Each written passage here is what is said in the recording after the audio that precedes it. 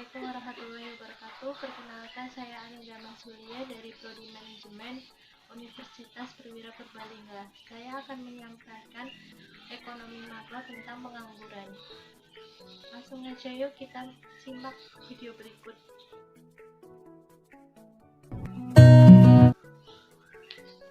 Assalamualaikum warahmatullahi wabarakatuh. Selamat pagi. Sebelum kita membahas tentang pengangguran, di sini saya akan menyampaikan apa saja yang terkait tentang pengangguran, yaitu yang pertama adalah pengertian pengangguran, yang kedua adalah ciri-ciri pengangguran, yang ketiga adalah jenis-jenis pengangguran, yang keempat adalah faktor penyebab pengangguran, yang kelima adalah dampak pengangguran, yang keenam adalah cara mengatasi pengangguran, dan yang terakhir adalah contoh pengangguran yang ada di Purbalingga. Oke, yang pertama saya akan membahas tentang pengertian pengangguran. Pengertian pengangguran menurut Sukirno tahun 2004 adalah jumlah tenaga kerja dalam perekonomian yang secara aktif mencari pekerjaan akan tetapi belum memperolehnya. Pengertian secara umum, pengangguran bisa disebut dengan tunakarya atau dalam bahasa Inggris unemployment, yaitu istilah untuk orang yang tidak bekerja sama sekali, sedang mencari pekerjaan, bekerja kurang dari 2 hari selama seminggu, atau seorang yang sedang berusaha mencari pekerjaan yang layak. Ciri-ciri pengangguran ada 6, yaitu yang pertama adalah tidak memiliki pekerjaan, tidak memiliki penghasilan, yang ketiga adalah melekat pada tindakan kriminalitas, maksudnya mereka yang pengangguran akan melakukan kejahatan seperti pencopetan, perampokan, dan lain sebagainya. Kondisi tersebut juga disebabkan karena untuk memenuhi kebutuhan sehari-hari yang semakin meningkat, namun tidak adanya penghasilan yang dapat memenuhi kebutuhan tersebut. Yang keempat adalah tidak memenuhi kebutuhan. Pengangguran ini dipicu karena tidak ada pekerjaan dan tidak ada sebuah penghasilan yang dapat memenuhi kebutuhan sehari-hari. Ini masih menyangkut pada ciri-ciri pengangguran yang ketiga, yaitu melekat pada tindakan kriminalitas. Yang kelima adalah masih bergantung pada orang tua. Yang keenam, banyak yang mencari pekerjaan, dan yang ketujuh adalah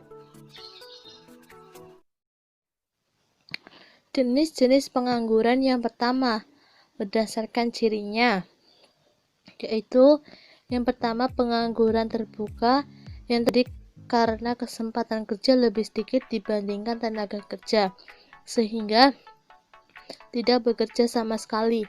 Contoh dari pengangguran terbuka ini adalah seorang lulusan S1 teknik mesin yang belum mendapatkan pekerjaan karena lapangan kerja yang belum tersedia sesuai kualifikasinya, yaitu sebagai lulusan S1 teknik mesin. Yang kedua yaitu pengangguran terselubung, di mana terjadi karena kelebihan tenaga kerja atau pekerjaan yang tidak sesuai dengan kompetensinya. Contohnya, seseorang dengan gelar sarjana pendidikan bekerja sebagai pengusaha baju, padahal seseorang dengan gelar sarjana pendidikan bisa bekerja menjadi guru ataupun dosen. Yang ketiga adalah pengangguran musiman, yaitu akibat pergantian musim. Ini terjadi biasanya pada para petani yang bekerja hanya pada saat musim-musim tertentu. Dan yang terakhir adalah setengah menganggur, yaitu penduduk yang bekerja kurang dari jam kerja normal atau di bawah 35 jam per minggu.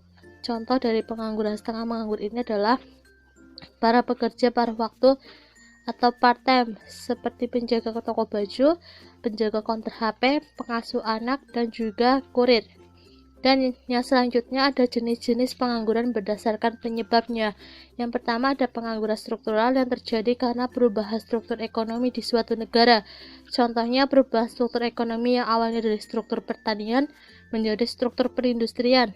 Akibat terjadinya perubahan struktur perekonomian tersebut, maka tenaga kerja itu dituntut untuk memiliki keahlian dalam bidang perindustrian agar mampu bekerja.